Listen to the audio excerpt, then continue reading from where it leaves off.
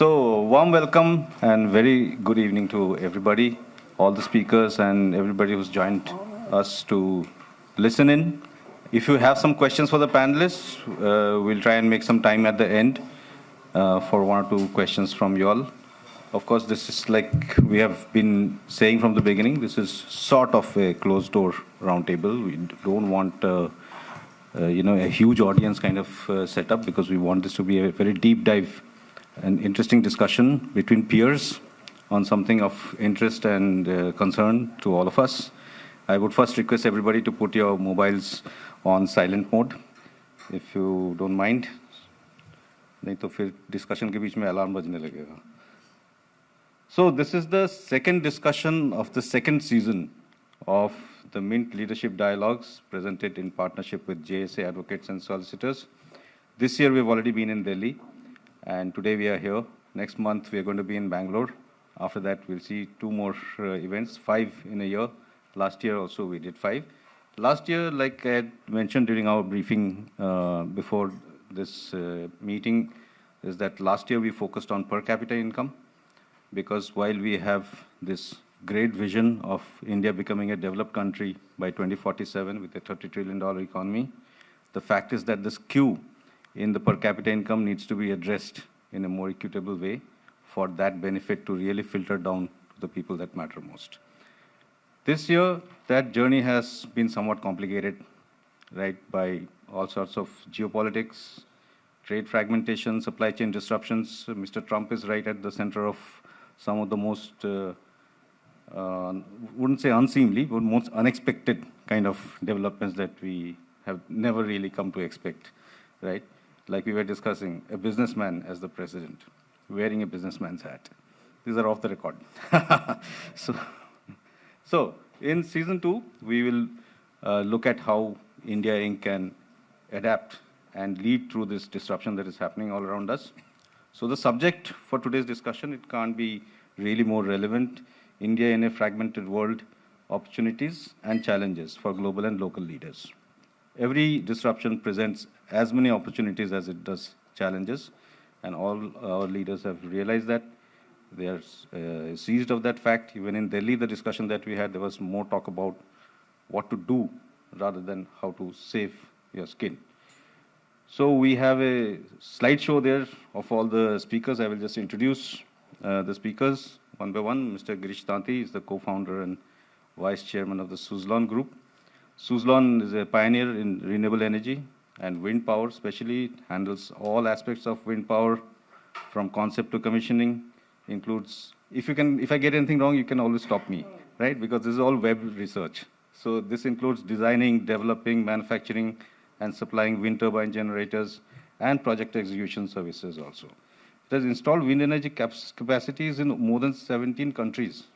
17 is right, across 6 continents. And you have R&D centers in Germany, Netherlands, Denmark, and India. That's quite a spread. Mr. Vimal Kejriwal is the managing director and CEO of KEC International. It's a multinational company from India and the flagship of the RPG Group, a global infrastructure EPC major. They're a global leader in the design, manufacturing, and construction of power transmission towers and lines, substations as well, and one of the largest manufacturers of electric power transmission towers. Is that right? Yes. Also a major player in railway infrastructure, cables, renewables, oil and gas pipelines. It also has a major global footprint, presences in more than 110 countries, and manufacturing outside India as well, right? In Dubai, Mexico, Brazil, and India. Welcome. I would like to next welcome Mr. Narendra Ostwal, Managing Director of Warburg Pincus. Everybody knows Warburg Pincus, doesn't need an introduction. One of the world's largest private equity firms with a deep India presence. Warburg is known for its flexible and long-term approach. I mean, the approach keeps changing, I guess, since the 1960s. But I can, safely say that partly it will be correct, right? So you invest in various stages, from early stage to mature stages across multiple industries. And my research tells me that you have more than $86 billion in AUM, correct? And you have invested more than $120 billion in more than 1,000 companies globally since 1966. That is some serious money, Dr. Amit Pethankar is the whole-time director and CEO of Wari Energies. Wari Energies is India's largest solar module manufacturer. You've also got into cell manufacturing, you told me. Yeah, so that's a level up. Wari has one of the largest solar manufacturing capacities in India, module manufacturing. It's also a major exporter, including the US, which is a pertinent point here today. Global footprint with presence over 20 countries, correct? Wow. Manufacturing facility in the US. So that is an advantage. Then we have Siva Ganapathy, Vice Chairman and Managing Director of Gokaldas Exports. Gokaldas is a major Indian apparel manufacturer and exporter. It serves many leading international brands, if I'm not mistaken, and retailers, right, across the world. You export to more than 50 countries, but still about 70% of revenues comes from the US, 72%. But like you said, our country of origin, India, is 55%, which is still a lot, especially, given the developments in recent times. So then we have Mr. Sanjay Mariwala. Mr. Mariwala is the founder and executive chairman of OmniActive Health Technologies. He's a leading global producer and supplier of natural, science-backed nutritional ingredients. Is that correct? Absolutely correct. So it supplies these ingredients to leading companies in the nutraceutical, food, beverage industries, who then use these ingredients to formulate and make their own products in various areas such as eye health, cognitive, mental health, active lifestyle, sports nutrition, weight management. Big topic of discussion these days, weight management, general health as well. Mr. Hemant Ruya, I had wrote a long thing for him, but I just realized he's from my place, Calcutta, so we were speaking in Bengali, but now we will not, of course, during this discussion. Mr. Ruya is the country manager for the Indian subcontinent at DP World. DP World, all of us know, is sponsoring the Asia Cup that is going on right now, the title sponsor.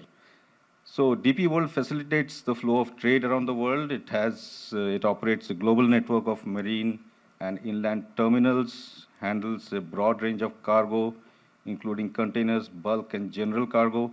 It develops and operates economic zones, logistics parks, free zones, a lot of work. It has recently tied up with the Indian government to set up something called Bharat Mart in the UAE, in Jebel Ali, which will be a hub for Indian goods as, UAE looks to increase its exports from India. It will come up in 2 years, right? Yeah. 2 years is the deadline. And we have Vivek Bhatia from TKL Industries, Managing Director and CEO. TKL is a major manufacturer of industrial machinery, provider of plant solutions for several sectors, including sugar plants, cane mills, material handling machinery like bucket wheel excavators, stackers, reclaimers. This sounds scary, Crushers, my God. What does crusher do? Crushes the skull or something? You'll explain offline. Okay. And machinery for boilers, power plants, and cement plants. You also made an investment in a Swiss company, right, for green hydrogen. So you're now entering the green hydrogen sector. Phenomenal group we have here. And finally, last but not the least, special welcome and thanks to Nisha Kaur Ubroi. She's the partner at JSA Advocates and Solicitors. She's also the chair of competition law practice in the company. She's a leading voice on competition, trade, and regulatory frameworks. JSA, of course, is Mint's partner in this particular initiative. It's a full-service law firm with more than 700 professionals across 7 cities, serving everybody you can think of, governments, Fortune 500, leading financial institutions, everybody. That's an intro, rather long intro, but it had to be done because we have such a phenomenal group here. I had to introduce them properly. Just a little bit of context before we get into the discussion. As we all know, the world has changed significantly since Donald Trump took over as the US president for the second time on 20th Jan. So he has sort of single-handedly pushed companies, economies, and the global economy into a situation which we have never seen before and never really expected. And we are all scrambling to figure out how to handle him and the situation, right? On top of that, complicating that situation is the spate of free trade agreements and other forms of CEPA and different kinds of agreements that are coming up between multiple countries and zones. India itself is also in it. India has 15 active FTAs and recently signed with the UK, with EFTA, trying to sign up with the US and the EU. Let's see how that goes. Australia is another one that we had, a big one. But beyond the tariff challenge, there are also other challenges that Indian companies face. There are supply chain disruptions, energy prices are fluctuating, geopolitical tensions that can affect trade and market access. And we all know the problems that are there in India. So it's not like we are only going to talk about global trade and your problems in the world scenario, but also in India, right? Ease of doing business remains a slogan. So far, things are, we're trying to change, but there's bottlenecks. Infrastructure remains a bottleneck. Ease of doing business is a problem. Credit, especially to MSMEs, is a problem.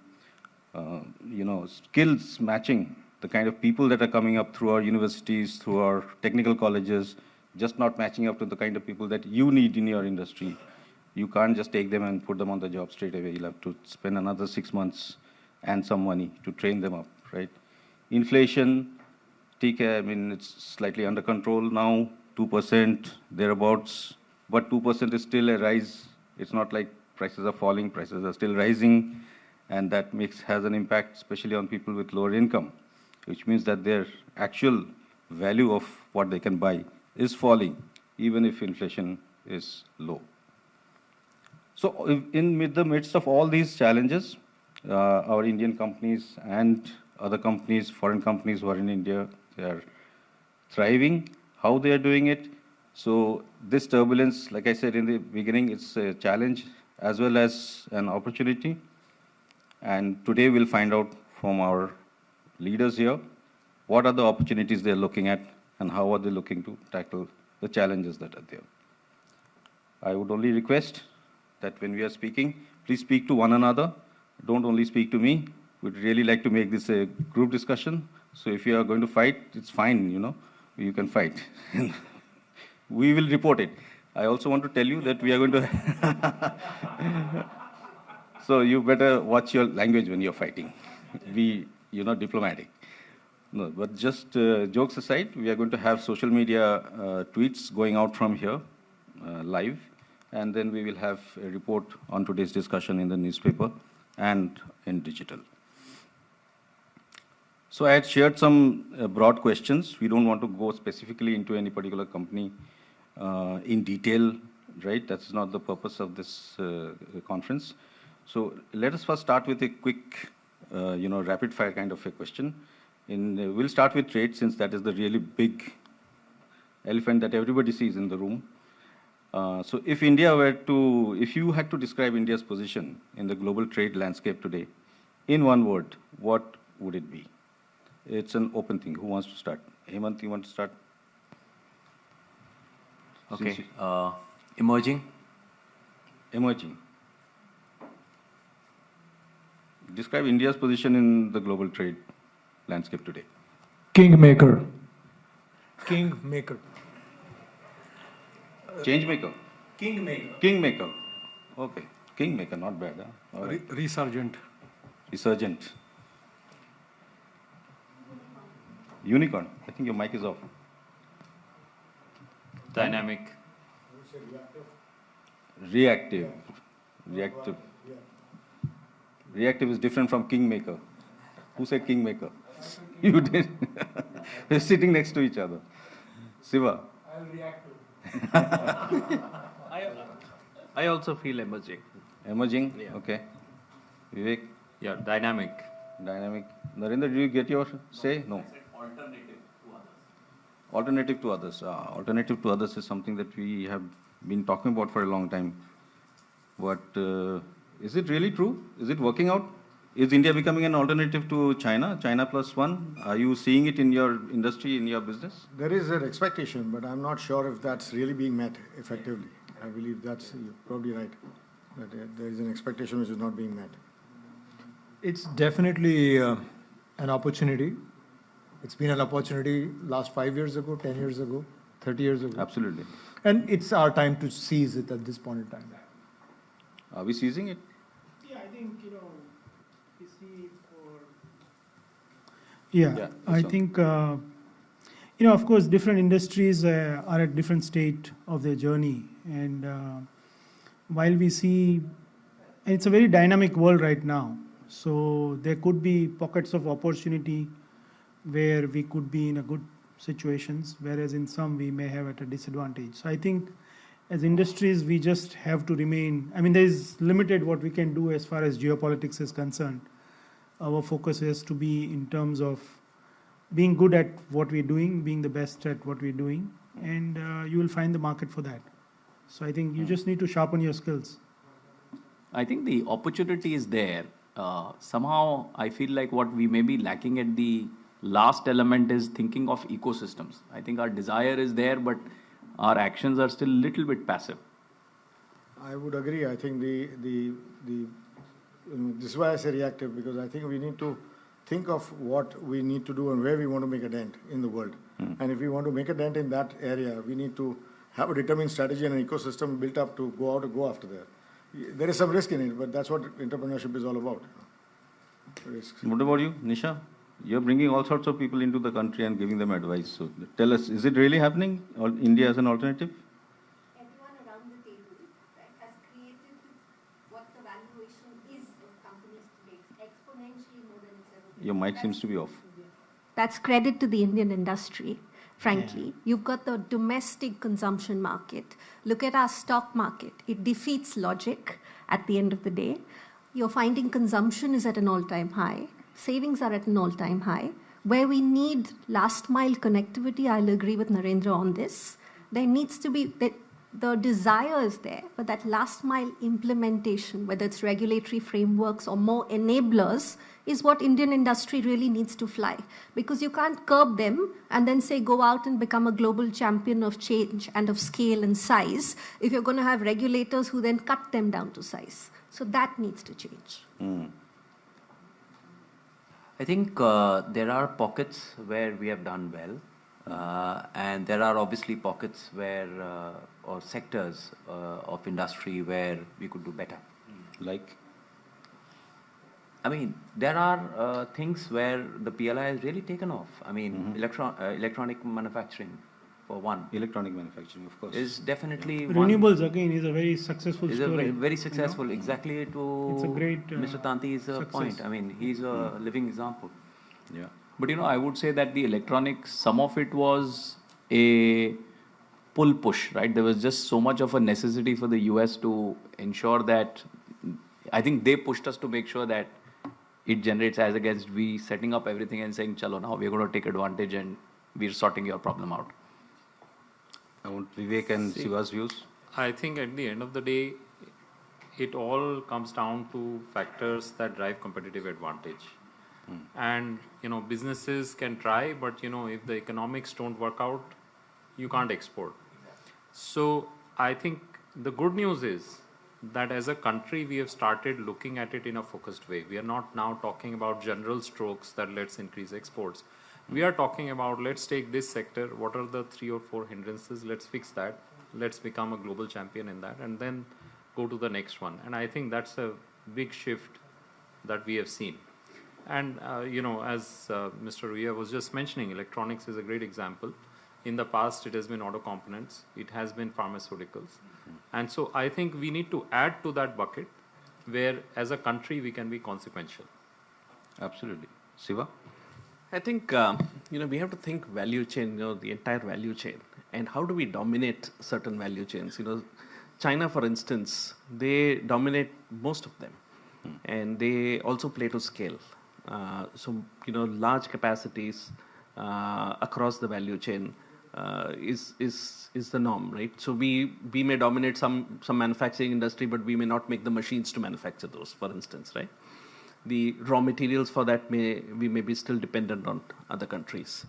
We don't think global scale, we think national scale. I think some of those needs to change. So from a policy perspective, we need to see how do we create many more such sectors. IT, pharma, some of those are success stories. But we need many more success stories for a country of our size. If we are the most populous country, we can be one of the largest across multiple industries. I don't think we get there. It's not for lack of entrepreneurialism. I think that's available in abundance in this country. It's not even lack of capital. That's also available. I think it's some of those enablers we really need to get to, and then probably we will see many more sectors emerge.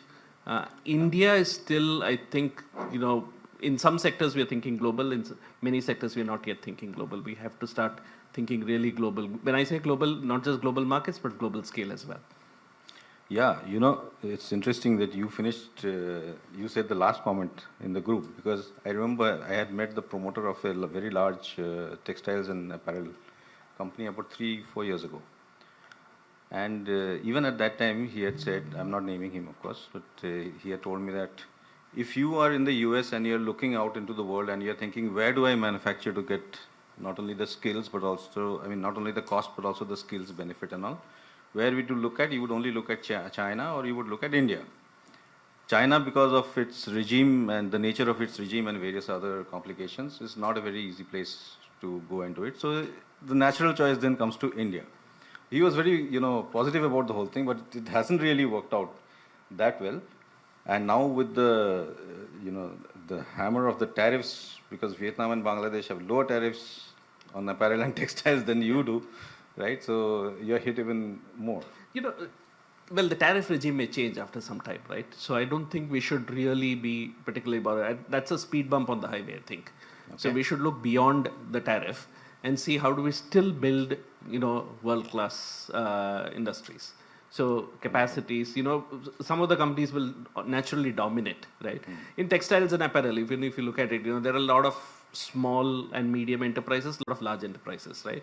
Eventually, from an export standpoint or global scale standpoint, it will be the large enterprises who will really dominate the space. Yeah. When we look at policy, we start conflating between the two, and then we start getting confused. But eventually, the large ones will have to pull the mantle for the industry and start competing with some of the best in China. When I look at capacities in China, they're humongous. We really need to pick up some of those thought processes as well to really dominate, I think. Yeah, I think, just to add, see, we have a little, a situation where we are lucky that we have such a thriving local economy. Yeah. Yes. This can also be a curse because it eliminates the need for excellence, innovation, and globally competitiveness. And I think industries and products and services which have thought of global first is where you will see success. But because you have a thriving local economy and you design and manufacture for India, then that limits your thought process and ultimately defeats from being globally competitive. So I think at the core, you have to design for the world, and wherever you start that way, you will find a solution to succeed in the world. We have seen that happening multiple times. Alokesh, instead of saying China plus one, we are looking at who else instead of China. Yeah. Yes. Because of whatever is happening on the geopolitics side or polarization, many places people are now not wanting China. So that's where you can also play your game. Saying, especially for us, like in a construction industry or EPC and all that, Chinese contractors always used to dominate. You still hear about road and this, all that. So that's a place where we are seeing, like US just does not want infra to be built by Chinese. Yeah. So that's to me a significant opening which is there.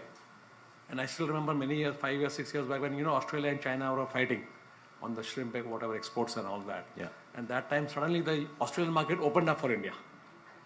Now again you have a different prime minister, they again become pally, and suddenly that market is, Yeah. So I think that's one place which you have to keep in mind. Saying it's not just China plus one, it could be in lieu of China. Yeah, absolutely. So just one thing I think, apart from obviously going ahead and looking at volumes like scale he spoke of, I think what one should also do, which China has done to some extent very well, is the IP, the value add. Yeah. They have been able to own and value add on the IP, and thereby it's a bit of a chicken and egg. You know, the more IP you have, the more your ability to generate scale. Just to add to that, You might. China's story until say pre-COVID was the cost story. I think now it's an innovation story. Yeah, totally. So, picking up from what you're saying, I think now it's double advantage. It's innovation plus cost. And I think that's the mindset we need to bring actively in India to see that we balance out on both those items. Because unless you do not think global and innovate from an IP point of view, like take an example for us, when we started 30 years back, renewables, or it was something which was not even in the world, it was too new. Forget India.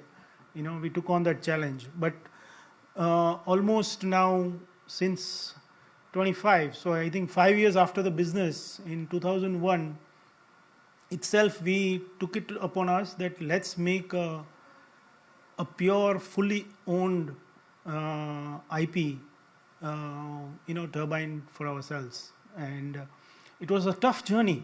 It took us few years to get there, but ultimately that made the difference. That you had a technology which was homegrown, developed. We use global best. It's not that everything happened in India, but the IP was with us as Indians, and I think that helped us to start designing products and services which really add value to my customers. And I think that mindset has to come, that we have to be the innovators and not just followers. Right. I think that makes a big difference. That particular thought also rings very well in your industry, right, Amit? When you're talking about solar cell manufacturing, and but that also relies a lot on the rare earth magnets and all, does it? Not from a whole China? lot. But I would like to just react to a few very, very interesting comments made. I think the scale, size, and especially the supply chain is an extremely important component that we need to talk about. But would love to zoom out a little bit and look at honestly the opportunities. I mean, as Indians, we love to jump into saying that ye galat hai, ye change karna hai, wo karna hai. It's all good. But I think let's look at what we have, in our arsenal to be successful in this whole new geopolitics. And I think we have a lot. And I think we need to realize those strengths that we have and then build on those strengths. I think one of the most important things we need to realize is 1.4 billion population. This is where the growth is happening.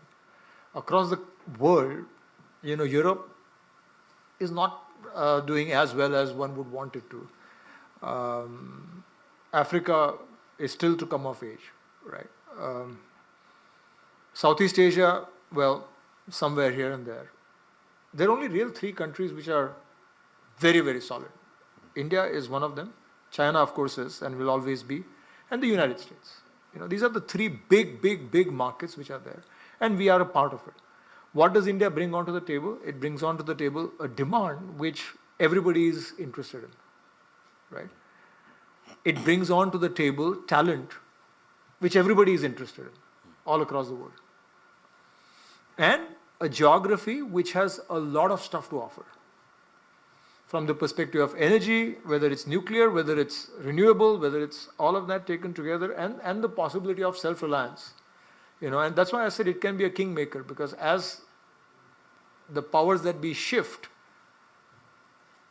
these are the things that are there in the arsenal which can be used to actually modulate things around. If they are played well, we can pretty much be the kingmakers. We may not be the kings. We never were throughout the history of this country.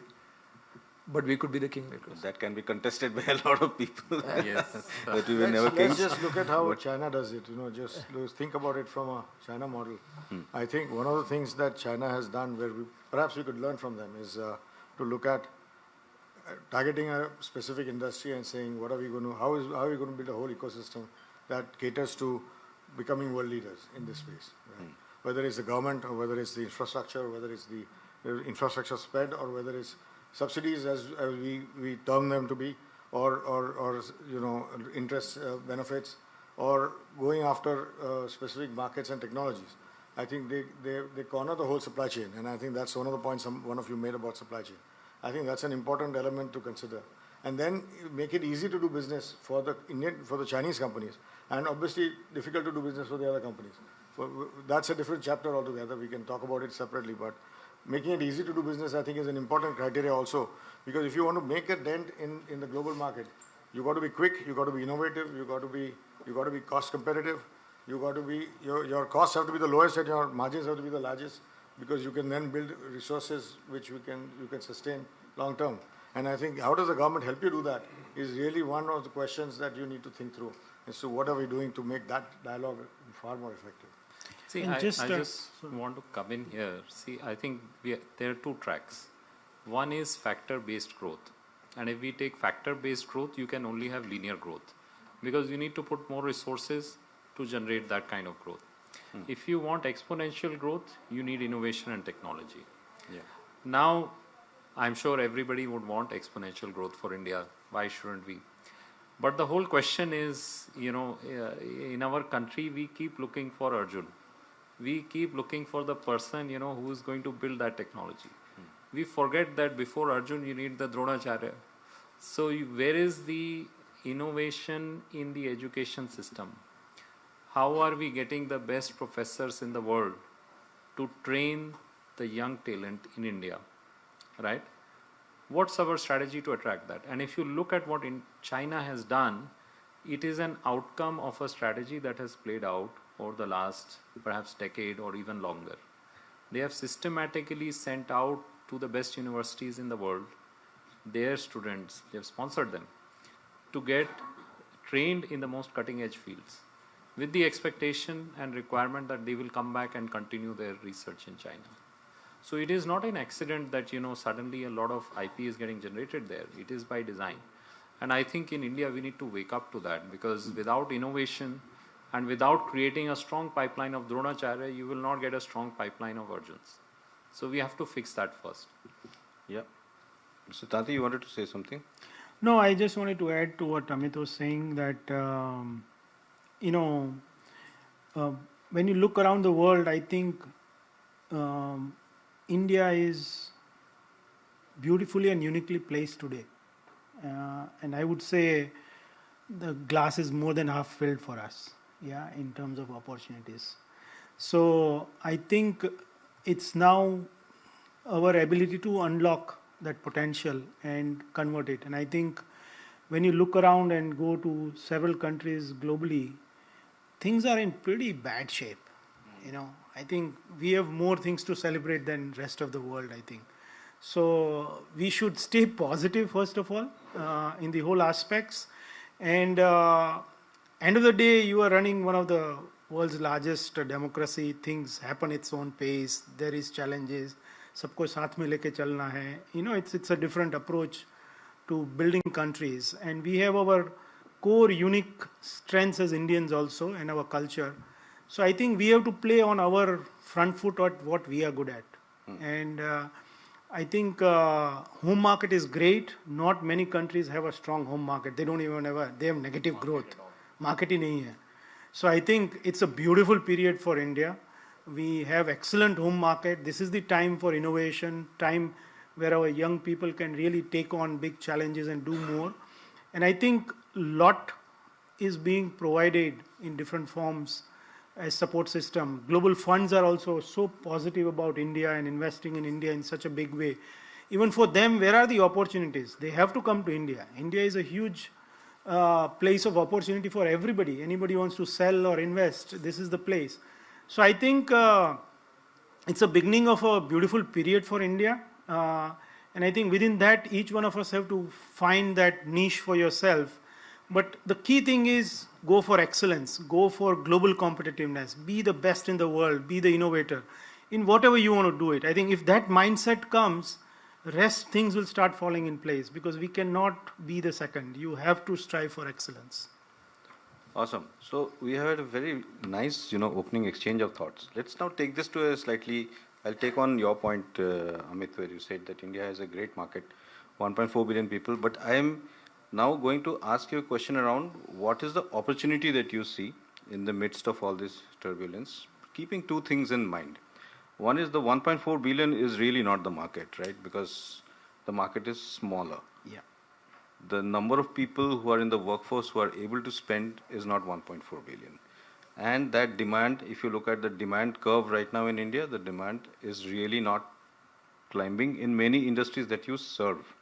Right? You are all in B2B, but you serve other industries who are challenged because of the lack of demand in even such a large market as ours, right? Then the thing is, if you are going to expand overseas, there are challenges in that also, because setting up partnerships and setting up operations and getting a thing going, even if you start a new plant in India, it takes you at least 3, 4, 5 years before that plant can actually start adding to your bottom line, if I'm not mistaken, right? And if you're going to do it outside India, it's even more challenging. So at a time like this, if you are faced with this twin challenge of a market in India that is big, but per capita income is not high enough to spend a lot, demand is low, 1.4 billion is really not the market, and if you're going to go overseas, it's not easy, it takes time. So keeping these two things in mind, and you can all contest whatever I'm saying, what are the big opportunities that you are seeing for your industries now? You want to start? See, for us, I think the biggest thing is to reduce our logistics costs. Okay, and what we have done is we are a end-to-end logistics provider based on absolute owned assets and doing exactly what you said is giving a one-stop solution to any industry. So when you go ahead and the opportunity that you are seeing is when you're competing, let's say at 13-14%, your logistics cost is roughly 13 to 14% of GDP, as opposed to a global average of 8 to 9%. The drive that the government has done towards infrastructure, right? How we have capitalized, we've built multimodal parks. Okay, we have our own trains running. We have our own free trade zones operating. We have world-class logistics, both contract logistics and cold chain facilities. We have our own ports, and we are continuously investing. When I see that as an opportunity to reduce the cost, that every 1% that I can in my own way, so we are 24% of the EXIM market in the country. We service 24% of the EXIM market. Now, if I reduce 1% of the logistics cost or help in reducing that 1% of the logistics cost, then the incremental benefit It's huge. that each industry gets is immense. Yeah. True. So that's what I think is the opportunity for me, where I can, when I give a one-stop solution where, let's say, an industry doesn't need to talk to 5 different people, I am a one-stop solution for them. I give them, you mentioned credit, or I think Mr. Tanti mentioned credit. We even give trade finance. Okay, so when I become that, the 1% reduction or my contribution towards that is going to be an opportunity which is going to hold the industries in this country to in a large stead. Right. Amit? You actually set the question up to rile us up, right? 1.4 billion to opportunity nahi hai. Faces. I was getting riled up and then I said no. No, so you can counter me. No, that's what I intend to Where do. we come to the depth of the discussion. No, I think the opportunity is actually very, very deep, and it's very, very secular, whether it's in India and whether it's in a country like United States. And let me deconstruct that a little bit. Let's first talk about India, right? Overall renewable energy, and within that, solar energy is one of the cheapest forms of energy at this point in time available for mankind, right? We have a very unique opportunity. Irradiation in this country is very strong. All the way from Kashmir to Kanyakumari. That's something that we have, right? So we have this PM Suryagar Yojana, which is you just keep, tier 2, tier 3, tier 4 towns. If you have rooftops, just cover them up with solar panels. Anywhere between 1, 2, 3 kilowatts, 5 kilowatts, 10 kilowatts for large mansions if you have. And it really takes care of a lot of load, 1 to 3 kilowatt for semi-urban areas. You pretty much, you can be off-grid if you want to. If you have a bit of a battery, you can be pretty much off-grid. And that's an opportunity of anywhere between 3 gigawatts to 10 gigawatts. Almost 5 gigawatts now to about 10 gigawatts in the next 2-3 years' time. Very, very substantial.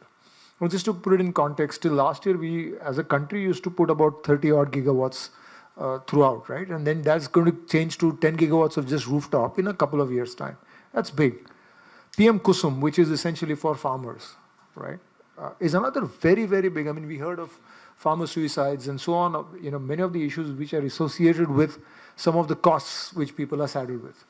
You can actually have the entire farming sector off-grid by ideas like PM Kusum. And many states, including the state that we are in right now, have been extremely aggressive about it. And so that goes down deep into the 1.4 billion people that I'm talking about. It is not only about, the urban, middle class, rich kind of class. It goes all the way down and it materially changes lives of people, in my opinion. And then, of course, you have these large utility scale projects which are there. And so overall, I mean, many of us run industries, right? The cost of power anywhere is between 9.5, 10, if you take it from the grid. But then, now you're signing PPAs like crazy. I mean, it's coming down, right? And so it's all because of nice competitive pressure, and that ultimately is going to increase, it is going to trickle down all the way down to ensure that lives of ordinary people are actually changing. Again, material change is going to happen. So that's where we need to be very, positive about India. We talked about plants, setting up plants. In India, actually, it's changed pretty quick. I mean, you can get land very, very quickly allotted. And, permitting and all of that happens pretty quickly in India. That might not be the case as much in the US, but there are other ways to do it. And things can be pretty fast. You can actually be up and running in maybe 1.5 years' time. So rather than 3-4 years' time, you can be up and running in 1.5 years' time for a fairly complex plant as well. If you are talking about module manufacturing, it can be a matter of months. 6 months, 7 months' time, you're through for a 2-3 gigawatt. Because that's more of assembly. For modules. Yeah. But even for cells or ingots and wafers and stuff like that, you can be done with 18 months to 24 months. Right. For the whole thing. So reasons to be positive there as well. Let me touch upon US a little bit and why we need to be very, very bullish as a country about that, about that other country. So US is one nation which is actually, the demand for power is actually going up exponentially. And that's because of AI. The investment that they are doing in AI is very, very substantial. At the back of it, you need power. Yeah. So some numbers. Right now, it's about 1,000 gigawatts, about a terawatt of connected power that they have. It's going to go to about 1,400. From 4% utilization by data centers today to about 9 to 12% of overall US power consumed by data centers in the next 5 years' time. You cannot have fossil fuel based power coming up in that span of time. In the next, to conceive, get the finances, get the land, get the permitting, you're talking about 6 to 7 year cycle in the US. So you have to rely on renewable power, period. And that's where it's a huge opportunity. And so opportunity, again, why India? Because India can position itself extremely well to export to those places. Yeah. And there are ways to do that. I mean, we have a plant in Texas. Just yesterday, we actually got an approval from our board to invest in assets of a company called Mayer Burger. So, ready-made facility, you just go and you acquire that. So there are acquisition targets. And there are ways in which you can do that. And we are always constantly on the lookout for those acquisition targets, whether it's assets or whether it's companies itself. Okay? Sorry, I just Yeah. brilliant comment by Amit ji. The fact that when the moment you, if you're increasing your power generation in the US, let's say by 40%, as he says, if the more the reduction that India offers as an opportunity in moving away from fossil fuel to green power, our ability to be a green leader Yeah, it's huge. is huge. No other, to the best of my geographical knowledge, whatever I learned, no other country has the ability or the current leadership in green the way we have today. Okay. So, for So, instance, Mr. Ruya, I'm 100% with you. This is a unique opportunity to actually be the green manufacturer for the world. You agree on that? I think, there's fundamentally a great opportunity. Of course, the only other country is China. They are doing more green than us. But overall, if we see, because of the overall geopolitics, India remains as a preferred partners for many countries for trade. And I think green labeling is something that's going to come for sure in all kind of trade areas. And we are seeing today small companies, MSMEs, even if you go to mid-sized companies, to large corporates across India, purely from a economic advantage point of view, everyone is switching to green energy today. Because wind and solar is a least cost option for anybody, not just in India, worldwide. I mean, it's a done deal from that. It's a mature technology, both of them. And industries which are going in that phase, they are going to get advantage in terms of their own carbon ratings and green labeling for the premium pricing that they would get in the Western world. And slowly that market will mature. And I think India has a unique opportunity of actually being a significant leader in the green manufacturing also. So to me, whatever power Amit or Giriji produces or helps in producing will need to be transmitted. Yes. So that's where we are seeing huge opportunity in transmission, especially in India. I'll just give a simple figure. Whatever is our India revenue for this year for transmission is 4 times what it was 3 years back. Yeah, I'm saying that sort of it's growth. crazy. Okay. And if you look at America, till now they were 380 kV was the highest power line they are having. Right now there's a large conference going on in America where they've invited us specifically saying, how are you using 765 in India? Yeah. We want to move to 765 kV transmission now. So the opportunity on the infra side, especially on the power side, Yeah. is immense. Yeah.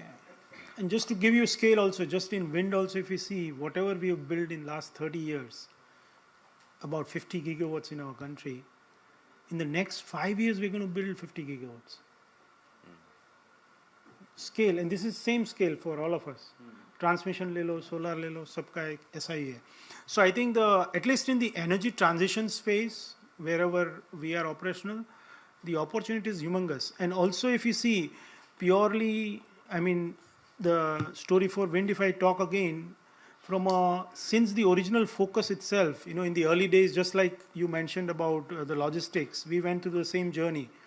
When we started manufacturing here, no technologies were available, no machinery was available, everything. So, and even building up, at that time, today you can do it in that, 6 to 9 months to 1 year to set up a plant. Tab wo possible nahi tha. It was challenging. So we ended up building SEZs and building clusters for global players to come and put up their factories. We even helped them build their factories, get them up and running. That ecosystem which is built now, almost around 2,500 SMEs are supporting all this ecosystem. And because of this today, a turbine made in India is today having 85% local content. And with this situation, it's projected by 2030, in the next 5 years, from India alone, we should be able to supply to 10% of the global wind demand. And the world is ready to buy that, So it's almost $25 billion worth of export that will happen. So for your opportunity, how much of a risk is the storage part, right? Because wind, as we all know, is a very intermittent kind of a power supply, right? even more intermittent than solar, because solar you at least have the light through the day. You don't know when wind is going to blow and when it's not. So how much are you investing? You have so many R&D centers, right, in Denmark and in other places. Are you investing in storage? Yeah. So first, let me just clarify the storage side of story. I think slight technical, but let me just explain in a very simple way because there's few misnomers. First of all, if we look at our energy load curve of our country, the demand curve as it's called, typically our country has a peak demand 2 times. You get in the morning peaks and you get a higher, even larger peak in the evening. Both these peaks actually come before the sunrise and after the sunset. So the solar energy cannot kind of support your peaks directly from a generation point of view. And that's why the battery has to come in to shift that power over there. Now, where you superimpose the wind generation or the ability of generating wind power, then typically we would also experience as humans morning and evening, hawa thodi zyada aati hai.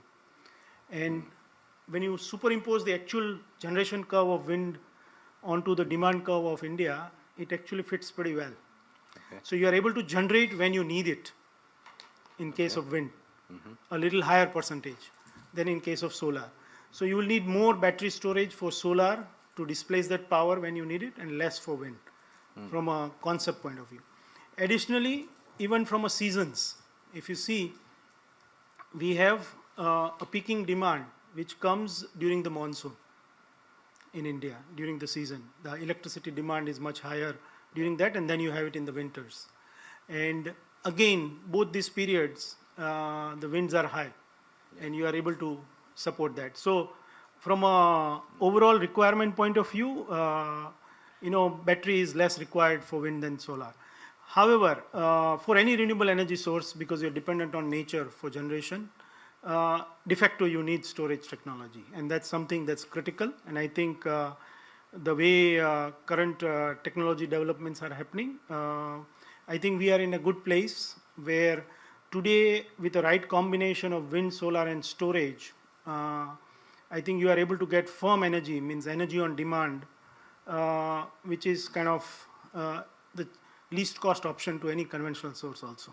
And this is before you keep in the cost of carbon. Agar wo dalte hai, to then it's just crazy. So today, a combination of wind, solar, and storage as a solution for energy transition is a sure shot, not for India, but for the world. Okay. So from the health of the planet, let's move to health of people. Yeah. Mr. Mariwala, what's the big opportunity you see? I think the opportunity is very, very real and very interesting, because if you look at what we do, for example, we do IP based on agriculture and science. Okay, both India is strong at. Okay. India has a huge agriculture backbone, and you have farmers that actually have, and if you look at the competitive advantage of India, your farmers are today yearning for better quality seed, better quality planting materials, because if they step up the yields, they automatically their income levels jump significantly. And today the Indian farmer is actually one of the lower income earning farmers in the world. So there is an opportunity that Indian farmers are very happy stepping up their yields and productivity. Science, India has a huge chemistry and a biological students database. And I think the people strength you were talking about, what we need to leverage out of this whole process, and we can. Because one of the things we see is that science and technology can be leveraged to develop new concepts of products and new usage of agricultural materials that go into health substances, which is what we do. Okay. Add to that the fact that we have now rationalized our interest rates across the world. I think Indian interest rates have dropped significantly, okay, which is making our cost of borrowings much easier and competitive with the world. Okay. Of course, we have a small advantage as well that your currency depreciates every year. Okay. How that is going to change, I'm not sure, but at least for the next 5-7 years, I don't see a significant change happening with that situation.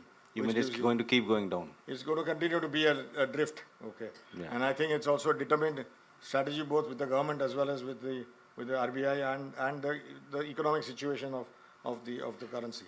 I think it's going to require that drift to continue, which means it makes India extremely competitive. And people are seeing this opportunity, which gives us the ability to look at why not replace China? Okay, in the sources that you use today to buy. I think the only thing that we really need to build here is scale. Okay, we need to build scale of the Chinese kind, and I think go after the businesses even at a lower margin profile. We need to go after businesses and build up scale very quickly, so that you really are not an alternative, but the first port of call. And I think that is not going to be a difficult thing to do as we see it, and that's where we see the opportunity for India to grow very rapidly. Add a last element to it, which is we have traditional science, medicines, okay, science and medicine, Ayurveda, Unani, homeopathy, which are available to tap. Okay, you don't have to use them in the entirety, but you have science available from them to tap into. And who has the advantages? Again, we Indians do, because we understand the Sanskrit that's written there. Okay, rest of the world doesn't understand the Sanskrit that is written there. Right. Scale is very difficult to achieve, isn't it, Siva, when you compare, especially in your industry, if you compare with China, the kind of, talking about renewable energy, we added 29.5 gigawatt last year. China added 300, right, which is our total installed capacity of renewable, right? So, there is a marked difference in when we talk about scale in the Indian context and in China.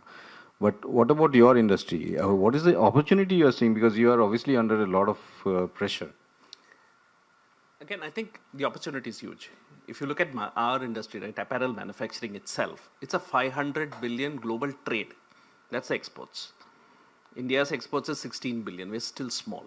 I mean, we're a fraction of the global trade in that sense. Yeah. China is 160 billion, 10 times. Okay. And China can't grow any further because it is still labor intensive. And labor intensive in many ways is good for the country. I mean, we talk of human capital, demographic dividend and all of that, but there's a large number of people that we really need to find gainful employment for in our country. Yeah. And that's why I think China, Southeast Asia, etc., focused on labor intensive industries for growth. And they continue to keep that. They're not letting that go because they have to employ a vast number of people. We employ 50,000+ people on our payroll, and we will continue to grow, right? So if we double, it'll be 100,000. And a vast majority of them are women, right? 80-85% are women. So when you do that, you are actually bringing in a lot more people into formal employment, right? With PF, ESI paid, etc., etc.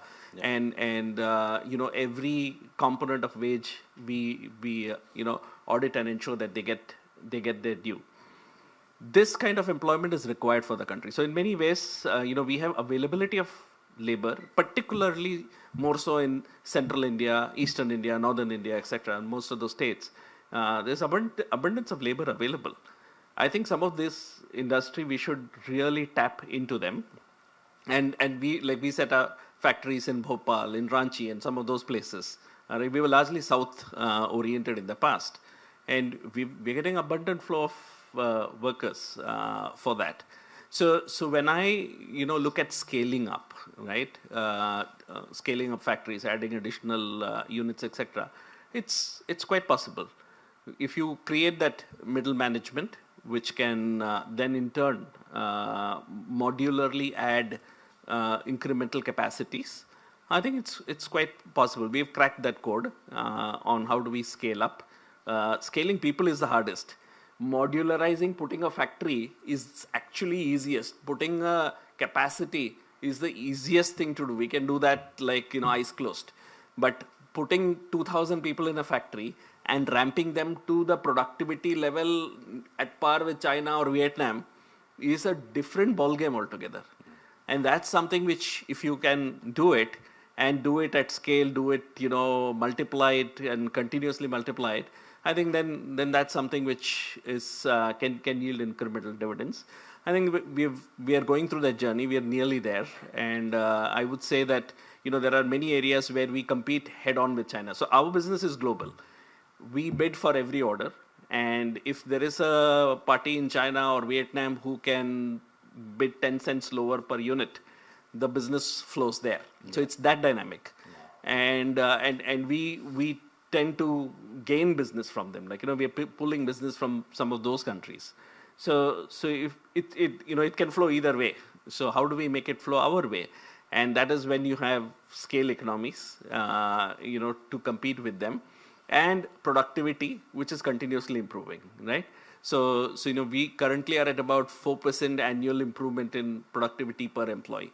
Not good enough. We are trying to push it even further.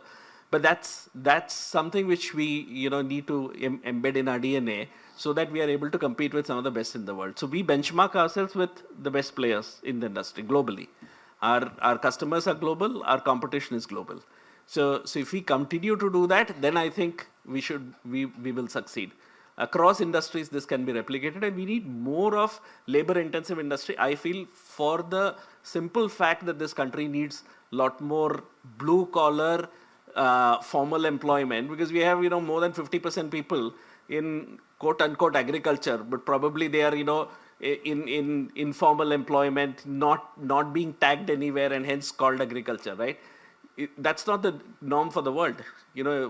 Agriculture would be employing single-digit percentages. So where do you move them? In manufacturing. So that is something which we need to really build, and some of the kind of capability that say apparel industry is creating is a template for any industry. So that that formalization of manufacturing can be driven through this. Like same thing in footwear, toys, you can name it, light engineering, anything, it can be replicated elsewhere. So I'll come to the question with Vivek, and lastly I'll come to Narendra, because I want to tap your brains on where the money is flowing.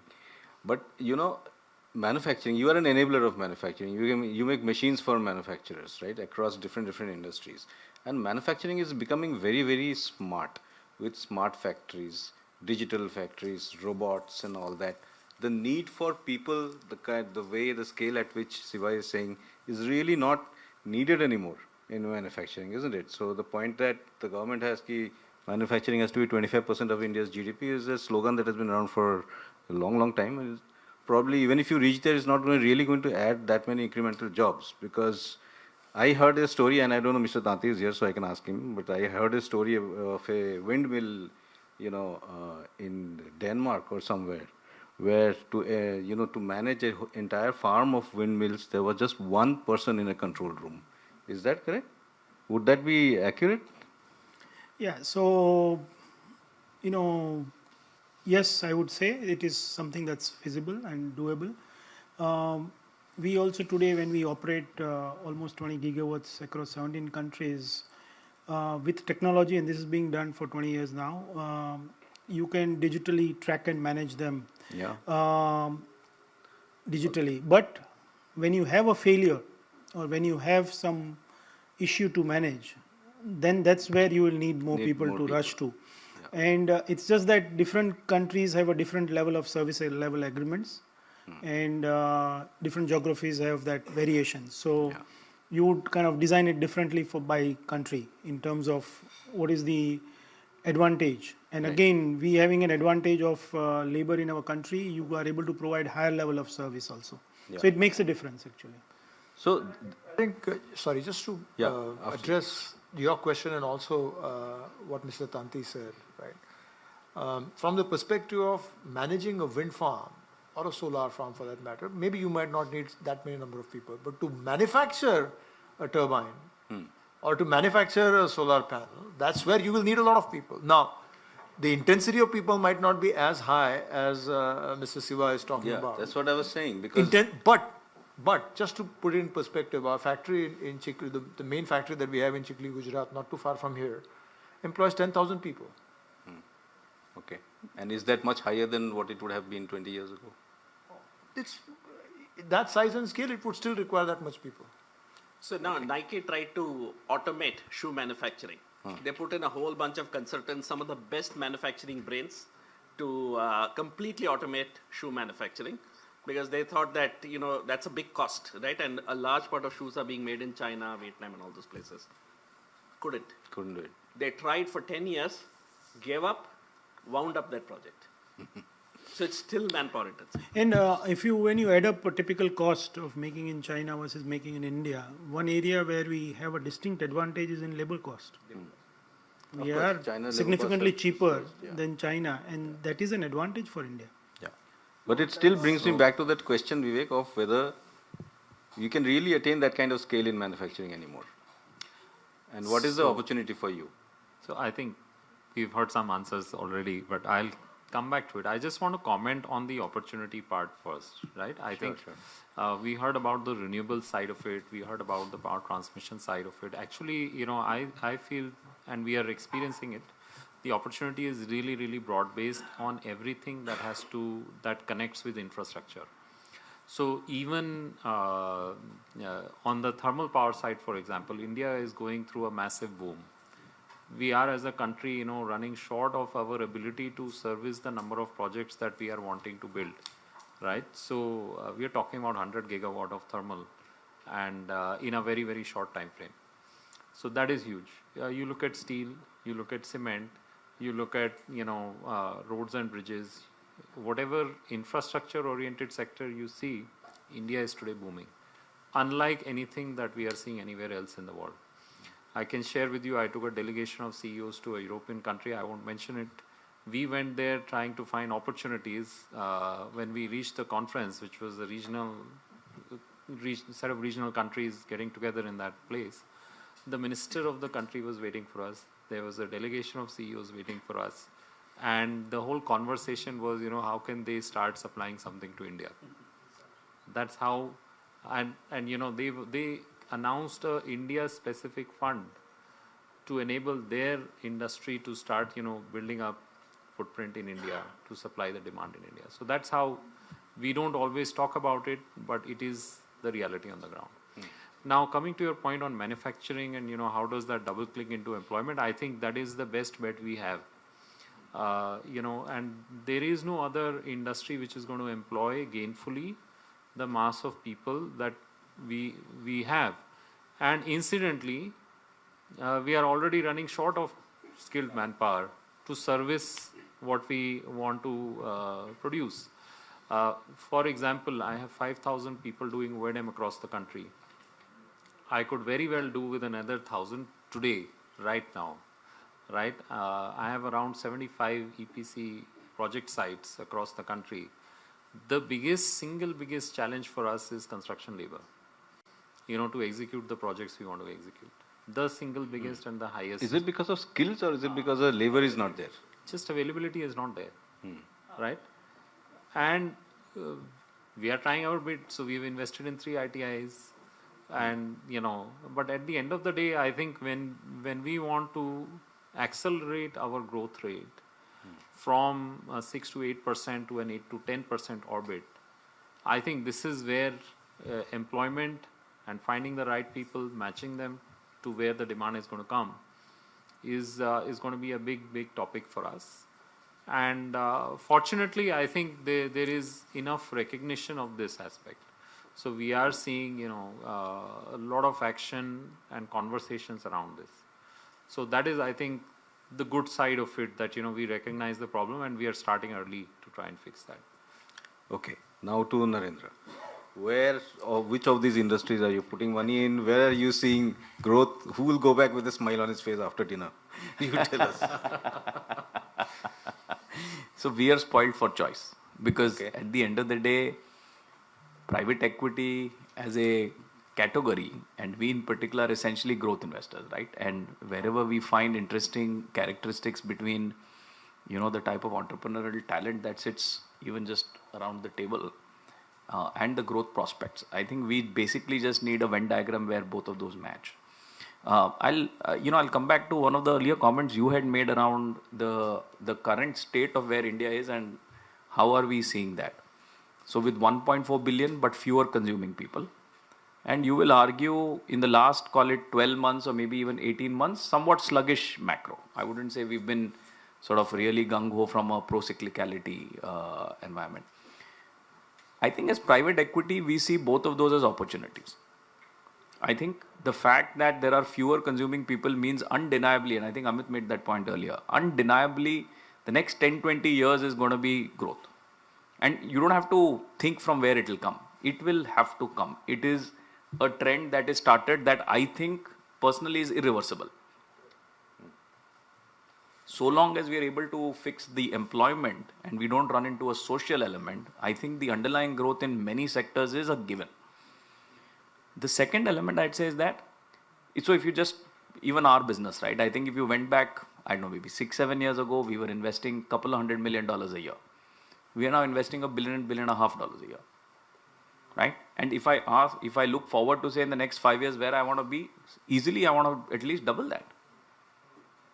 In the context of other countries, and I think Girish made that point earlier on, where is it that you will find a market where you have growth as a given? Now you have to only find, people to execute behind it. Of course, there is an issue on valuations that, Nisha talked about, which is perhaps the only real call we make in our business today. I think the prospects are enormous. Okay. So maybe you're getting an answer which was not that's the reality. No, but that's my job, My job is to His job is to rile you rile us like up. you said. And then Get the real answers. so beware. There's just one more point. The kind of digital infra that the country has created Yeah. is an opportunity unparalleled. Yeah. I mean, you can't. It's what we have done. I mean, to replicate it even for any other place would be. It's a huge booster to the economy. No doubt about it. That is true innovation, no doubt. Yeah. There was data which said that the number of transactions we put through our financial system in a day, there are countries in developed countries who can't put it in a month. Yeah. Massive scale. It's not the. They don't have the infrastructure. They don't have the infrastructure. Yeah. I believe it takes about a week, a month or something to open a savings account in Germany. In India, you can do it in minutes. Yeah. And look at the number of people you can reach on digital phones across the country. If advertising or communication, I think it's so easy to get messages across or advertising across to how many millions of people. And payments, I think that's democratized today, right? We were, as a group of friends, discussing some weeks back, and then, we said, what would be really amazing? We said it would be really amazing if we were 10 years younger, because the next decade is it's going great. to be so exciting. I mean, it's just fabulous for the young talent coming in today. But just a question to you, since you came from Delhi with your dialogue, does this resonate with what you have heard in Delhi, or is this different? See, there is also a time lag, right? There may be a Mumbai-Delhi entrepreneurial element. Just to we'll get find out. No. That's a good question. Yeah, it's very rare that I am asked a question in a panel discussion. But let me tell you a couple of things. One is that the feeling of positivity was very much there in Delhi, but there is a time lag. In Delhi, we had the discussion a week before 27th August, which is when that extra 25% tax hit us, right? So there was more concern in the air than there is now. Now we know the tax is there and you're finding ways to get around it, and you're already working on strategies and you have them running on the ground in terms of, and we have seen the government also making multiple moves, to counter that. But when we did it in Delhi, everybody was thinking, what is going to happen?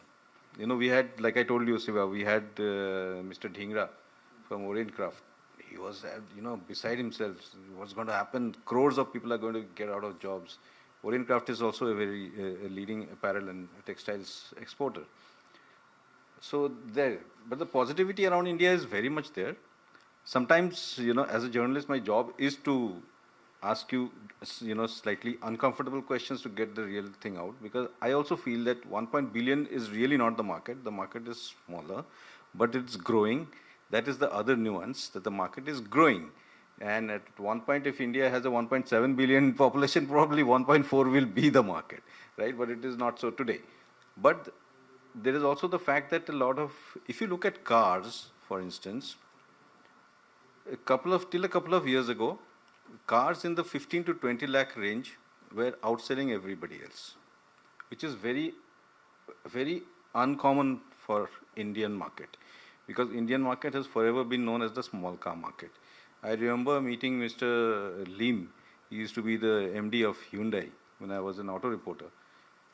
He told me that they had then at that time it was quite some time ago, they had launched the i20.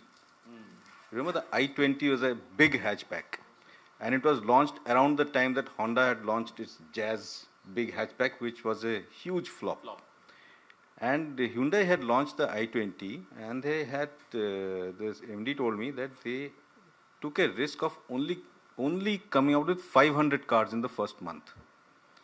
Ki 500 agar big gaya to matlab it's a huge success. And they got orders for 1500. Then they understood that there is something different about this market. Maybe Honda Jazz was not appealing enough, to the consumer. But the market changed. But now if you see, over the past 2-3 years, all these huge SUVs, all these big SUVs, 15 lakhs, 20 lakhs, they were selling like hotcakes, but now they're not selling anymore. They are in inventory. They're rusting, right, in the things. So the slowdown that has hit is, what does that show us? Does that mean that the people who had the money to buy those have already bought, and they don't need to change it year after year, right? Which means that there is a certain limit to the spending power of a certain section of the population who can premiumize and who can upgrade to a certain product. So that is my skepticism about the market. The market is there, but if we have a per capita income of $3,000, $3,200, it is $14,000 in Mumbai in some places, it is $1,000 or even less in certain places. There is no democratic, division of income. And so where is that demand that we are talking about? We are always talking up the 1.4 billion. Cricket may be 1.4 billion people are cheering for us.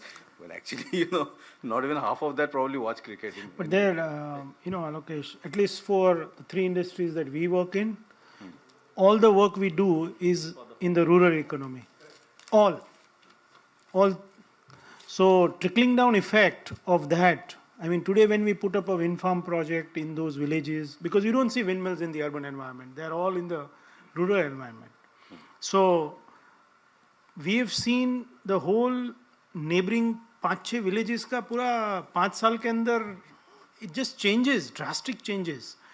The trickling down effect of the economic development in that whole area changes. So I think those kind of industries where work is happening on the grassroots, that will flow up, it will come up. So, different industries have different impact. Of course, if you talk on the luxury side, then that will have a different impact. But I think there is a lot of work happening at the grassroots level, which will bring them out. And the sheer, zeal for young people to progress and, kind of go and make up for their life. I think that you are seeing that aspiration is there.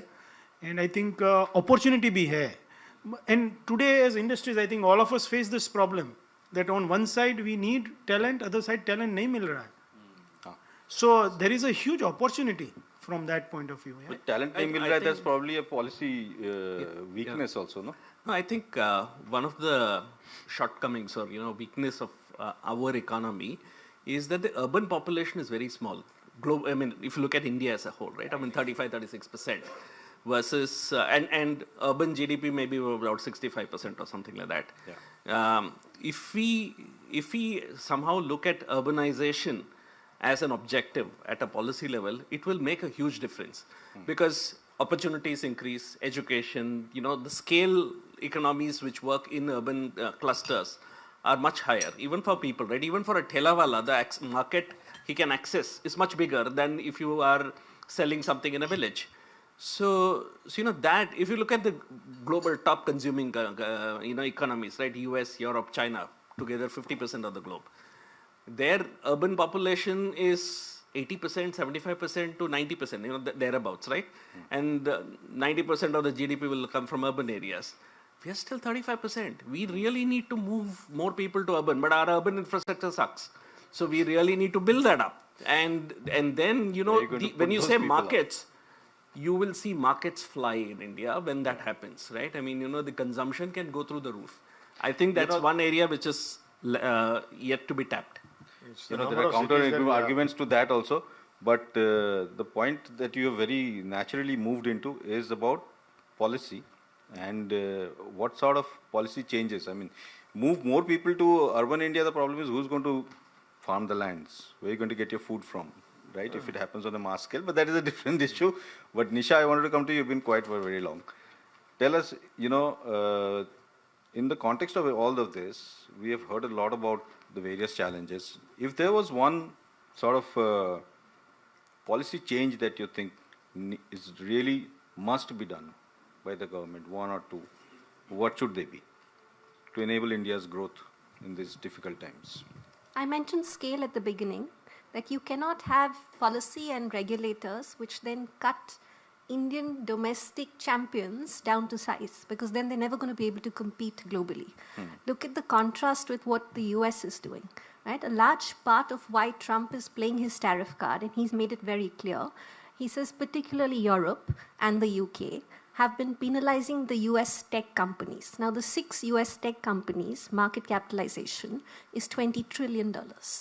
Right? So he is looking at much beyond trade. On the back of this week, in the UK, he's done a handshake. The UK has the lowest rate of tariffs in the world, 10%. He's now signed up this tech collaboration with them and basically said that whatever investigations that were happening in the cloud space, right, will not come out this year. They're going to be delayed to next year. As a natural consequence of that, Microsoft has committed 22 billion in investment in cloud to create UK's first supercomputer and to come out with 23,000 GPUs, right? And that's where we're lagging. You're asking me where the policy shortage is and what will change the entire scope and space of India's business. It's real AI. We've got foundational models, but short of that, we're not in the real AI stack. You only have the US companies there, you've got China there, and you've got the French company Mistral, right? When our Prime Minister went to France, he said, let's collaborate on AI. Because that is not just the differentiator, it's going to be the driver, whether it is product, service, manufacturing. And if AI is used well, coming back to Vivek's point, right? You've got to train people. And that's not just people in schools and colleges and universities, it's all of us around this table. Right? We are going to have to understand those foundational models to upscale and to move into the next generation of how we live our lives.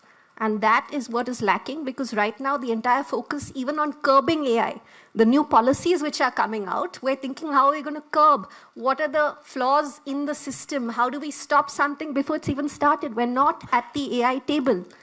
Let the Indian entrepreneur develop and come out, because on the digital physical infrastructure space, we've had phenomenal success stories, whether it's an Ola, whether it's a Swiggy, whether it's a Zomato, whether it's a Rapido. You've got people like Narendra who's then investing in them at crazy valuations. So let that AI upscale, upskill, and then attract the investment, and that's where we'll see real growth.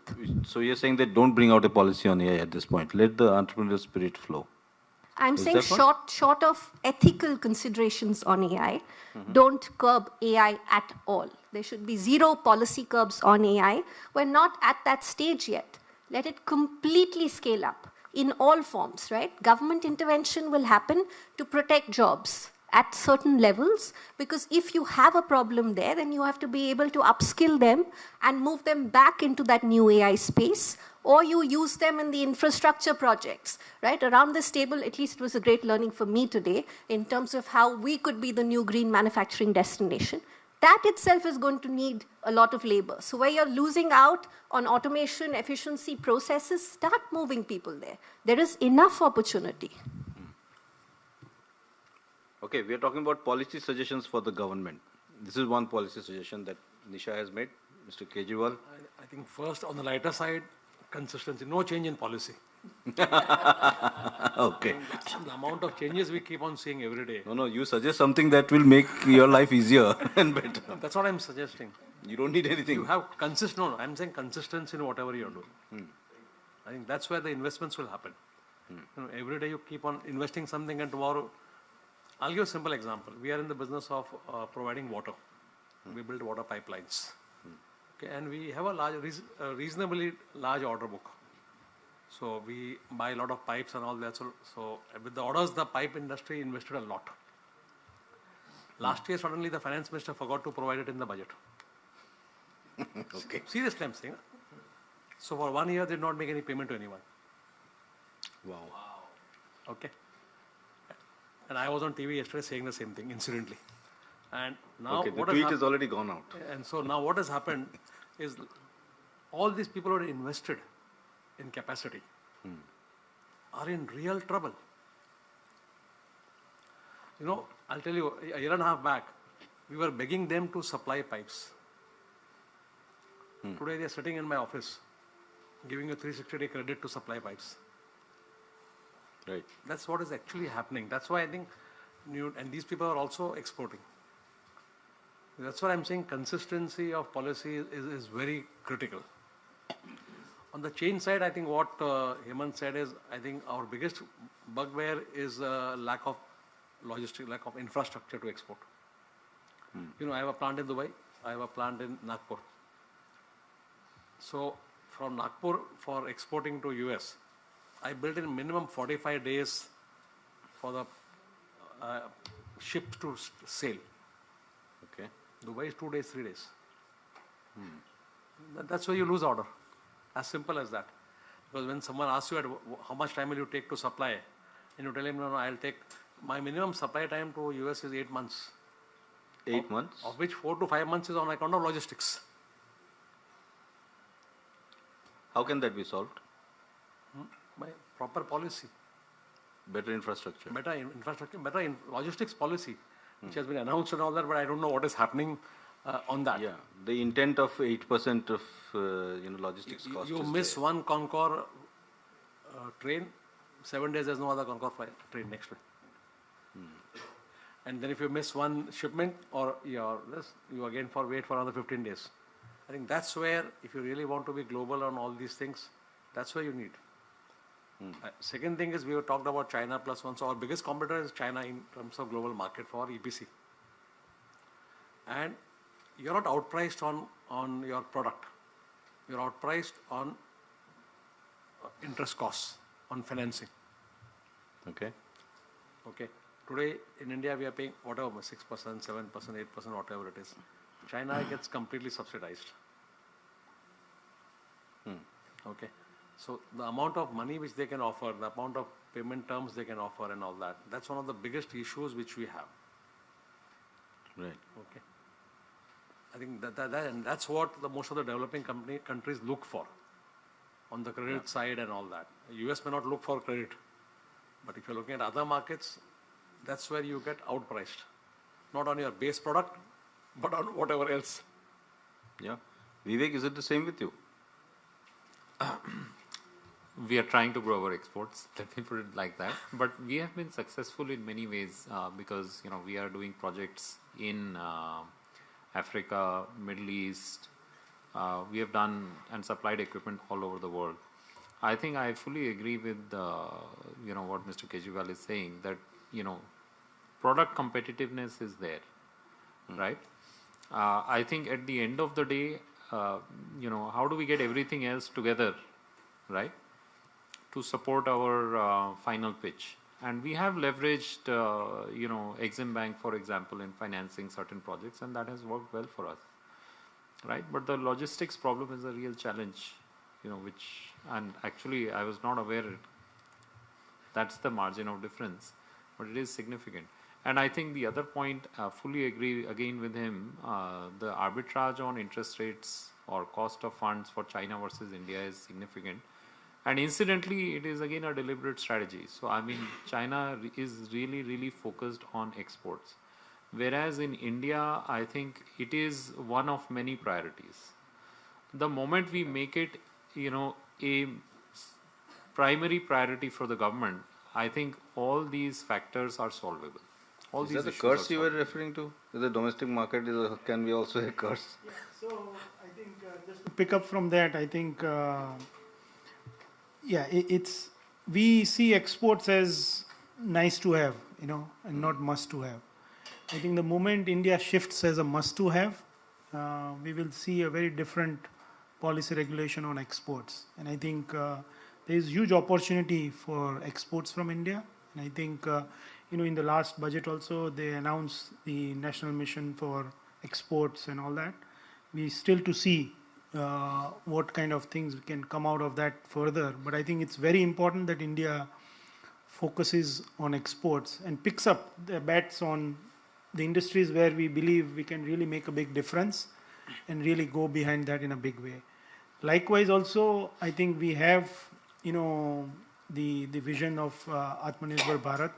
I think it's important to articulate that into actionable on-ground projects now, in terms of what does Atmanirbhar mean, how are we going to have the local content as a focus area for growth, and how do we kind of get it at a grassroots level to start developing manufacturing economy at the grassroots is very important. So I think Make in India drive in a bigger way with more concrete micro level targets of really making it in India in a measurable form will make a big difference. And that will ultimately lead to scale if we have the exports. Because you have a great India market, if you get additional exports, you will see then the innovation, investments, the whole cycle starts. And just to add to that third element of, India by nature has a disadvantage for anybody based in India for exports is we do not have a global bank. Global bank. We don't have. India does not have a global bank. So today when we go to the global markets, the home banks are there with them. The Chinese come with their banks. They can do financing, as you were saying. They can do. So even if you have the best of competing products, the packaging of financing which a Chinese bank will be able to give, our Exim Bank limits will be eaten away with one small project and you are done with it. Balance sheet focus hai, nahi hoga usse. And effectively, you can't do global projects with any Indian banks, not even SBI. Let me just add something to what he said on Exim Bank. We are one of the largest borrowers of Exim Bank. Every year we hit the ceiling with it. Yeah, you will hit. Every year. Easy. And you have to wait for their net profit to come up and their net worth to go up. And we have been representing to the Commerce Ministry, who is the nodal ministry, saying, why don't you increase the capital of Exim Bank? Yeah. Same issue is with ECGC. If you need an insurance cover, they have all hit their ceilings. So I think that's one very clear policy if you want as to how do we want to support exporters. Ceiling होनी ही नहीं चाहिए. Ceiling तो ठीक है RBI में है उनका नहीं होगा, regulation पैसा भी अलग तो है. होना They are चाहिए also बैंक के regulated by पास. RBI. पैसा बहुत है. They are also regulated by RBI, so they have a ceiling. But I'm just saying that they have been announcing that we are going to increase 5,000, we are going to 10,000 crores, but nothing comes. So I think that's one of the issues. I think which is there very Make in clearly. India and exports, these two really going to the grassroots policies to implement those elements can change the game significantly. Okay. Amit? Policy Slightly suggestion? different viewpoint here. I think, again, I would like to first stress upon the positives and then talk about a few suggestions. From a renewable energy sector specifically, I think the policies have been evolving fairly well. We have had some issues in some of the policies, especially non-tariff barriers like ALMM, which was on and off for some time, but later on they have been fairly stable. And so that clarity in terms of how is the overall ALMM, which stands for Approved List of Models and Manufacturers, for modules, then for cells, and there's now a clarity created even for ingots and wafers. And that's a forward-looking policy which is going to come in 2028. So I think these are some very good, strong practices which will give some certainty to the industry, which we were looking for, and we've been talking. The other part is that there is a lot of discussion and dialogue with the government. And so we have been requesting for all of this, and this has all come through. So I would say that the government is listening, and the policies are strong. Now, there are nuances. Let's say, you have applied for subsidies in a particular ministry and they don't come. Those are nuances which need to be managed. But overall, policy structure is very, very strong. Where can things change? I think I'll go back to a couple of things that Vivek said. I think our ambition has to be a manufacturing nation at 25% overall contribution, whether it's economy, people, etc. It's not possible without innovation. Yeah. It is not possible without having the ambition which was displayed and is being displayed by China. From 20 years ago, opening up stuff, copying, to creating technology that now life has come to a full circle. People are now opening up Chinese machines and see how they're working, right? So life has come to a full circle for them. True. And Quite the opposite. I think that ambition has to be there, and I think that really needs to be fed through the government. I think the other aspect where government also needs to, and again, it's not just government, we all need to, as industry, also be pretty much a part of it, is talent and skilling. Because that's, I mean, we can have 2 ITIs that we take, right? But the problem is very large. And so, how will you deal with that? I think it has to be, again, a collaborative effort where we need to go. And I think a lot of policy that needs to be taken from that perspective as well. So I think it's a lot of opportunity. Not that things are not being done in that direction, by the way, but the problems that we face are huge in magnitude. I mean, how do you reach out to somebody who is deep rural somewhere in the country, who doesn't have the facility of being anywhere near, like 1,000 kilometers near this building? How do you reach out to that person who is willing to learn, but you are not able to reach?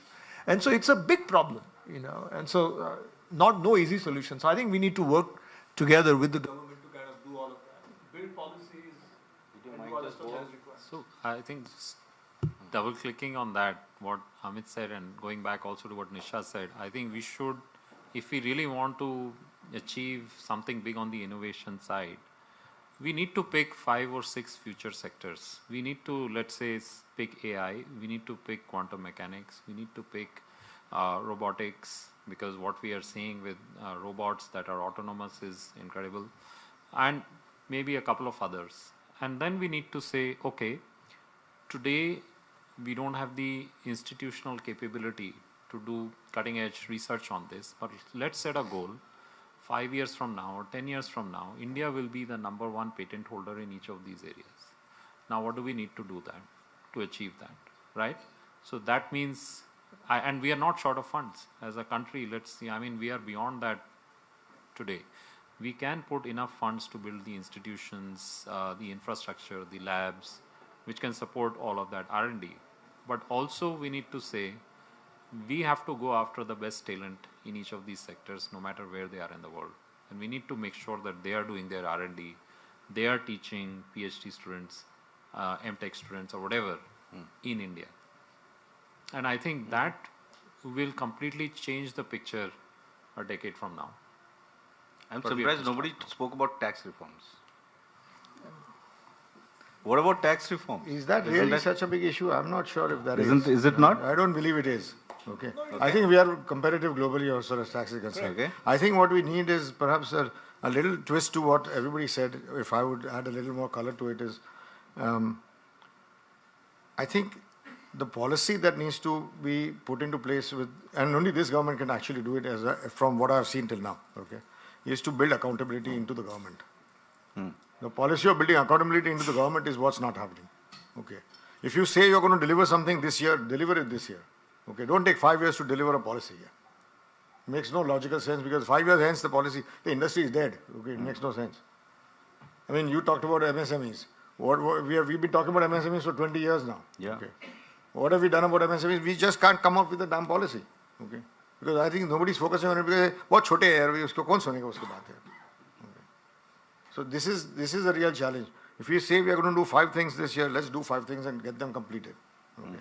And what the PM needs to do is to make this accountability policy as his policy.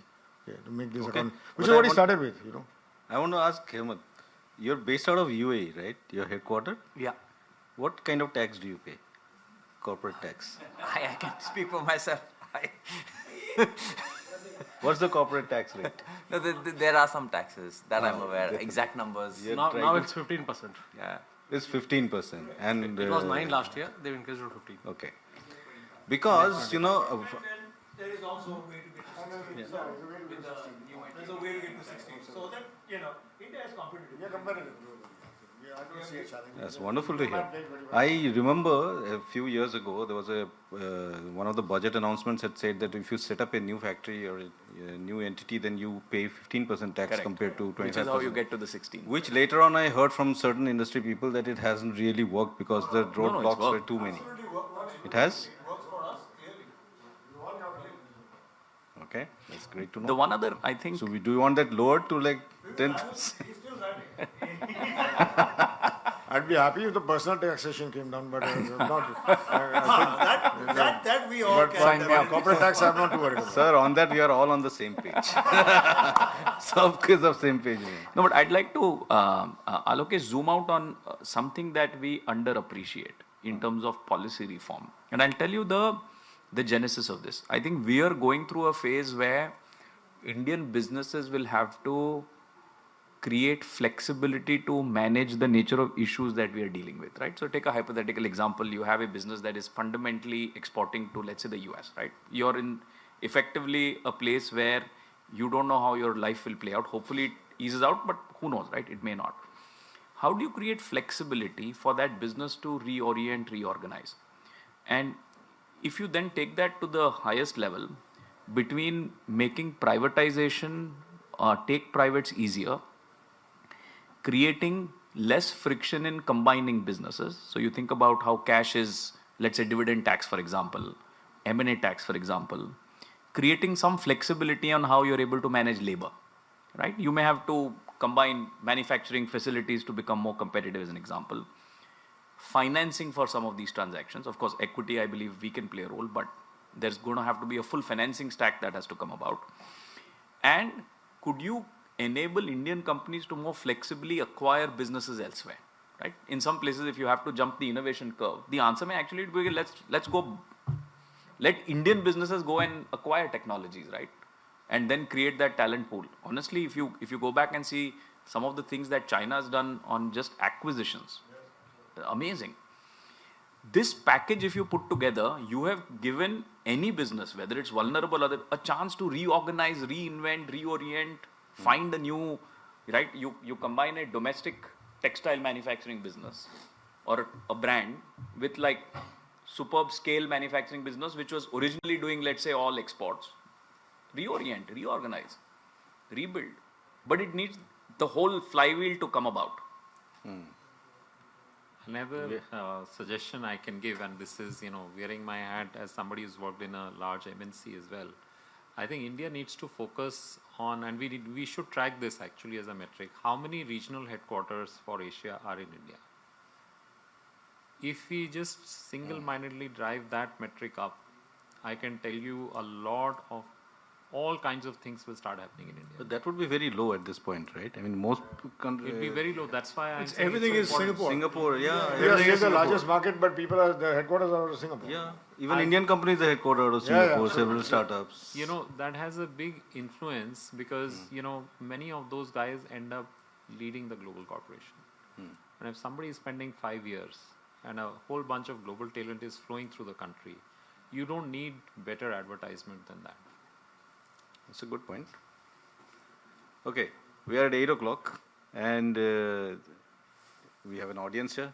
Anybody has a question for our panel? You can ask. Vikram, maybe you want to ask something? Do you have a mic? Sanjeev? Jaldi.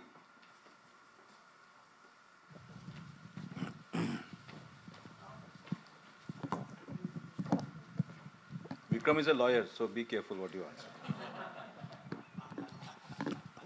I'll ask a neutral question, not a lawyer question. So thanks, first of all, I think a very interesting discussion. And just a quick one, since we sort of started with tariffs, just wanted to get your take on near-term impact of tariffs on industry and maybe from a regulatory landscape as well. And long term, where is this headed, right? So there's talk about 50% becoming 100%. So if we all had a crystal ball, where do you think this is really eventually going to go? What's the end game and plan, both from our side and maybe from the US side as well? So any thoughts on that? So let me try to take a shot at it since, a lot of our business is actually in the US. In fact, 55% of our order book is outside of the country, and most of it is US. So it's very nuanced in the sense it depends on I don't think tariff is a broad brush you can take and its applicability is the same everywhere. In our industry, it really depends on, for instance, modules. To make modules, you need cells. And so where are cells manufactured? And in that, actually, where is the PN junction cast? That's what is considered as a country of origin for the module. So from that perspective, we don't get impacted at all, right? The next question is out of syllabus. Sorry. Let me take the next question as well. So short term for our industry, there's zero impact. And in the long term, we have the beauty of democracies. Governments change. So that should solve for a lot of things. No, I think, tariffs were always on products, right? For the first time, it is on countries. So that's an add-on tariff, which is structurally a different one, right? And hence, having a differential tariff means there could be arbitrage opportunities, products moving via countries which have a differential tariff. So eventually, I feel, this, in one way or form, this reciprocal tariff is here to remain. Even let's say the government changes, there is some incremental revenue, US market will adjust to it. There will be some form of reciprocal tariff here, but it will level off. It will probably, be at a certain level with minor differential across countries is the way it will go. And in the interim, transitional pain will be there. That's what I see. So I would say, this is an opportunity here also. He's been always talking of what are the opportunities, and I'm saying he has an opportunity here also, because it's forcing you to create alternative supply chains. It's forcing you to go ahead and do the infra push more so that you can find easier and alternative supply chains. And that, I think, will always, your plan B will always hold you in good stead. So Alokesh, adding to what Hemant is saying, to me, it's not altered supply chain, it's also altered markets. Yes. Because now when you're seeing Vikram. a 50% duty there, Relax. okay, you're talking about, like I was never looking at Europe as a market. Okay.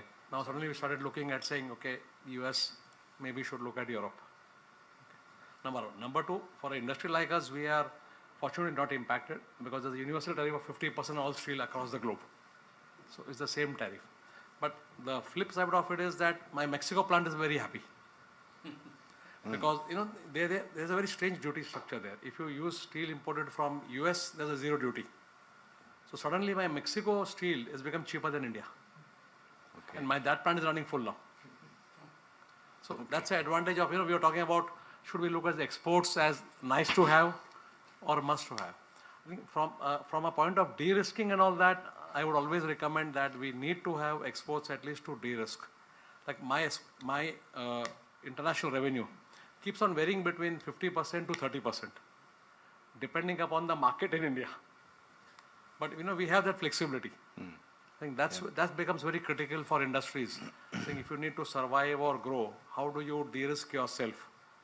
And you gave an introduction for myself on doing so many industries. All that was done only for de-risking. Because I still remember 1998 when we had a nuclear blast. The first thing which everyone did was they stopped funding to India. Yeah. And power industry went down like this. So we had to go overseas to export. So I think that's where it becomes very critical that how do you diversify your risks both geographically and product-wise. Correct. So, Vikram, yesterday, I think, was it yesterday or day before yesterday, we had the CEA, Mr. Anantha Nageswaran, express his personal views that the tariffs will ultimately, sort of moderate to 15% or thereabouts, which was incidentally a view that was expressed in our roundtable in Delhi about a month ago by Mr. Pankaj Mahindra, who's the chairman of the Indian Cellular Electronics Association. He said that ये tariff कुछ नहीं है, 2-3 महीने में it will come down to 15%. So there you have it. Yeah, and the same view has now been expressed by a government, economic advisor. But ultimately, I think to conclude this discussion, and I want to thank all of the panelists and the people who have been here. Such a great discussion we've had, so many wonderful thoughts. But just to get away with one final punchline, Vikram, is that what doesn't break you makes you stronger. Right? So if the tariffs are not going to break you, you're only going to make India stronger. Thank you very much for coming.